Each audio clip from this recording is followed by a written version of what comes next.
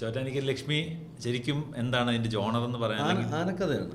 ആനക്കഥ പട്ടാഭിഷേകം മോഡലാണ്. അല്ലല്ല, കോമഡി പട്ടാഭിഷേകം പോലെ തന്നെ. അതായത് പട്ടാഭിഷേകം ഞാൻ എപ്പോഴും നമ്മുടെ ടീമിനോട് തന്നെ പറയുകയാണ്, പട്ടാഭിഷേകം പോലെ സിനിമ കൊണ്ട് കുറേ ആയല്ലോ എന്ന് പറയും. അതുപോലെ ആവുമെന്നറിയില്ല, പക്ഷെ നമ്മൾ ശ്രമിക്കുകയാണ്. ഇപ്പം മോഹനേട്ടൻ്റെ ഒരു പാറ്റേൺ സിനിമ അറിയാമല്ലോ, കഥ പറയുമ്പോൾ മോഹനേട്ടൻ കഥ പറയുമ്പോൾ മാണിക്കക്കല്ല് അല്ലെങ്കിൽ അരവിന്ദ് അവധികളൊക്കെ നമ്മൾ കണ്ടതാണ്. അപ്പോൾ അതേപോലത്തെ ഒരാളുടെ കൂടെ ഞാൻ വർക്ക് ചെയ്യുമ്പോൾ പുള്ളി എന്നെ മാളിയപ്പുറം കണ്ടാണ് എന്നെ വിളിക്കുന്നത്. പുള്ളി ഇഷ്ടം മാളിയപ്പുറത്തിൻ്റെ ഒരു പാറ്റേണും അരവിന്ദ് അവധികളും കൂടെ ഒന്നിക്കുമ്പോൾ എന്താവും എന്നൊരു പരിപാടി, ആ ഒരു എക്സൈറ്റ്മെൻറ്റാണ് എനിക്കിരിക്കുന്നത്. എഴുതി വന്നപ്പോഴത് അങ്ങനെ തന്നെയാണ്. പക്ഷെ അതിലൊരു ഫാൻറ്റസി ഉണ്ട്, അതിലൊരു ആനക്കഥയുണ്ട്, പിന്നെ ഈ പറയുന്ന എൻ്റെ ഇഷ്ട ജോണറുണ്ട്. അതാണ് എൻ്റെ ഏറ്റവും വലിയ എക്സൈറ്റ്മെൻറ്റ്.